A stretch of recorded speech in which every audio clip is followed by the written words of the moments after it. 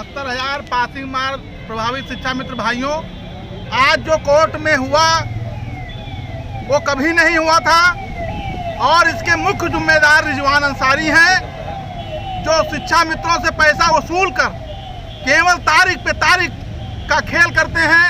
और हमारे साथ सीतापुर के टीम के मुखिया गुड्डू सिंह, हिमांशु राघव टीम के मुखिया राजकुमार, सत्यव्रत पांडे, रोहित शुक्ला, सभी लोग एक मंच पर हैं और अनु त्रिपाठी, और उन्होंने साफ एचएन सिंह ने कहा और एलपी मिश्रा और परिहार ने, अगर जो ये नो ऑब्जेक्शन का सर्टिफिकेट नहीं देते हैं तो आप लोग मुकदमा नहीं जीत पाएंगे। और प्रदेश के जिन शिक्षा मित्रों ने रिजवान अंसारी को पैसा दिया है, उन्होंने समझ लीजिए एक गाय की हत्या की है, कई मंदिरों का नाश किया है। अभी चेत जाइए आप लोग, भविष्य आपका अंधकारमय है और ये कभी नहीं सुधरेगा।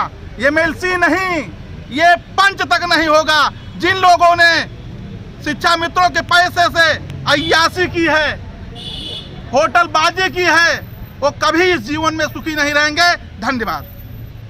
साथियों, मैं गुड्डू सिंह सीतापुर टीम से, आज जो कुछ कोर्ट में हुआ, कुल मिला के मैं यही कहूँगा कि उससे मैं भी बहुत आहत हूँ, लेकिन मजबूरी बस, वैसे तो ना बताते लेकिन मजबूरी बस बताना पड़ रहा है। हमारी टीम ने हमेशा पहले ही कहा था, हम सब साथियों ने, जितने लोगों ने था, ये कहा था कि उपेंद्र मिश्रा जी को अब कोर्ट में ना बुला दिया जाए, क्योंकि 12 तारीख में कोर्ट का रुख ऑलरेडी बहुत ही इनके प्रति नकारात्मक था।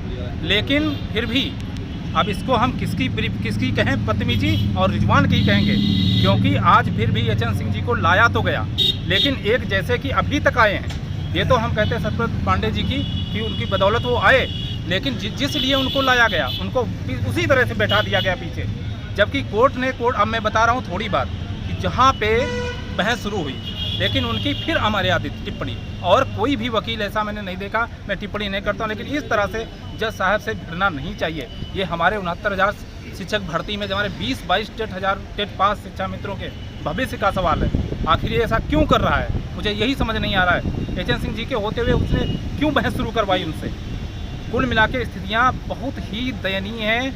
अब मैं कुछ कह नहीं सकता हूँ, लेकिन इन सब के बावजूद हमारे सभी भाइयों ने, अभी हम लोग परिहार जी के चैम्बर में गए, जो मौजूदा अध्यक्ष हैं एलपी मिश्रा जी से मिले, और जो परिस्थितियाँ घटित हुई हैं उन पर हम लोगों ने विचार विमर्श करके उनको थोड़ा बहुत सोचा गया है कि किसी तरह से वो सही हो, लेकिन मामला बहुत ही दयनीय है।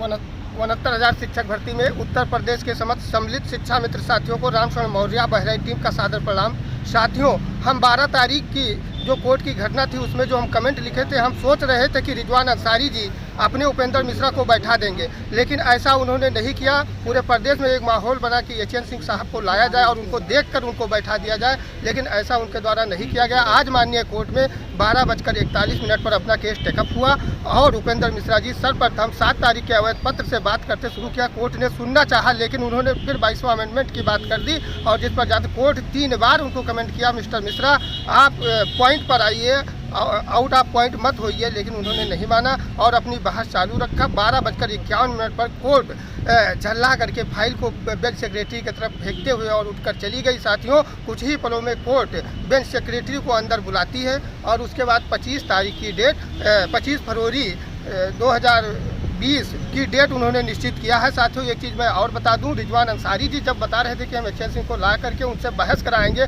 इसके बाद उनके विधिचारक जी आज उनको कोर्ट के अंदर ही एचएन सिंह साहब से कह रहे थे कि सर आपको किसने बुलाया है, बताइए। विधिचारक जी की और अपने पैरवीकार की ही नहीं बात होती है, वो बता रहे थे किसने बुलाया है। इस तरीके के कमेंट आ रहे हैं। साथियों, यदि अपने भविष्य को आप बचाना चाहते हैं तो जितने लोगों ने उत्तर प्रदेश के रिजवान अंसारी को सहयोग किया है, चाहे 1 रुपया सहयोग किया हो, उस व्यक्ति को फोन करके आप बता दीजिए कि रिजवान अंसारी जी आप उपेंद्र मिश्रा से 24 तारीख तक आप नो ऑब्जेक्शन दाखिल करा दीजिए, और एचएन सिंह की और भी जितने भी बड़े वकील होंगे उसकी फीस ये रामचंद्र मौर्य खुद देगा अपनी ज़िंदगी को बचाने के लिए। साथियों, और मैं इसके आगे कुछ नहीं कहना चाहता हूँ। सभी साथियों को धन्यवाद। जो कोर्ट में रहे, आज कोर्ट में जो भी हुआ पिछली डेट से अच्छा नहीं हो रहा है।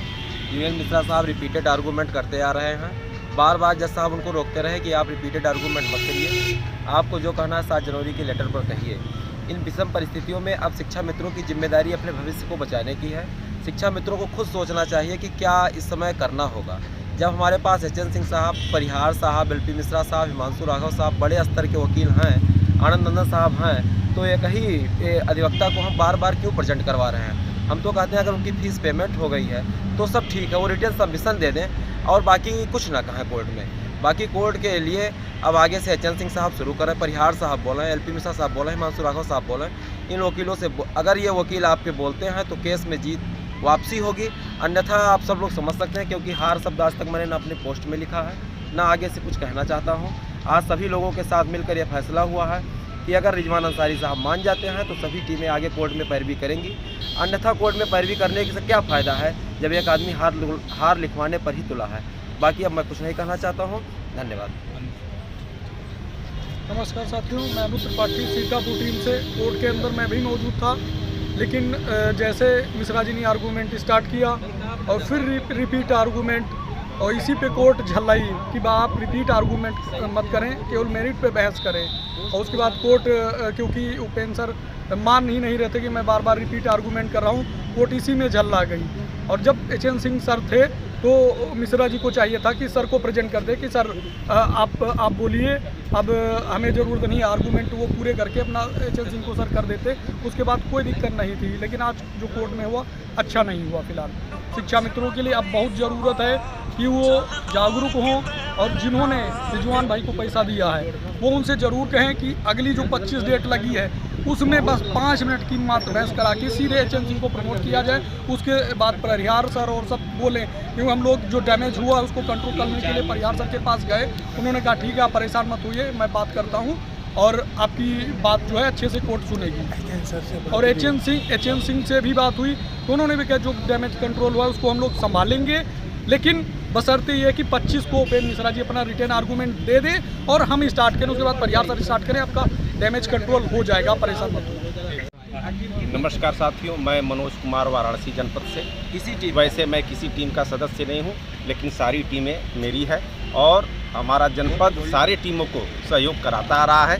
12 फरवरी की तारीख के जो उठापटक की स्थिति उत्पन्न हुई, उस परिस्थिति में मैंने सोचा कि मैं 18 तारीख की महत्वपूर्ण सुनवाई में उपस्थित रहूंगा।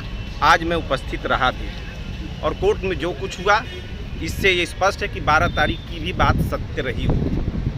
रही बात आज रिजवान अंसारी महोदय की बात, तो निश्चित तौर पे ये कहूँगा कि आज इनकी गलत रणनीति चूक के कारण बहुत बड़ा नुकसान होने जा रहा है। अभी भी वक्त है, जिन लोगों ने रिजवान अंसारी को सहयोग किया है उनसे यह दबाव बनाया जाए कि उपेंद्र नाथ मिश्रा को रोक लिया जाए, अन्यथा बहुत बड़ा नुकसान होगा। इन्हीं चंद शब्दों के साथ एक और बात कहूँगा एच.एन. सिंह साहब के लिए, उनको भी आज बहुत दुख हुआ है। उतनी दूर से आए हैं बहस करने के लिए और बहस नहीं हुई, इसके केवल एक ही व्यक्ति जिम्मेदार हैं, आदरणीय रिजवान अंसारी जी। इसलिए मेरी अपील है उन समस्त प्रदेश के शिक्षा मित्रों से जिन लोगों ने सहयोग दिया है, दबाव बना करके रिजवान अंसारी को उपेंद्र मिश्रा जी से रोकने का प्रयास करें। धन्यवाद।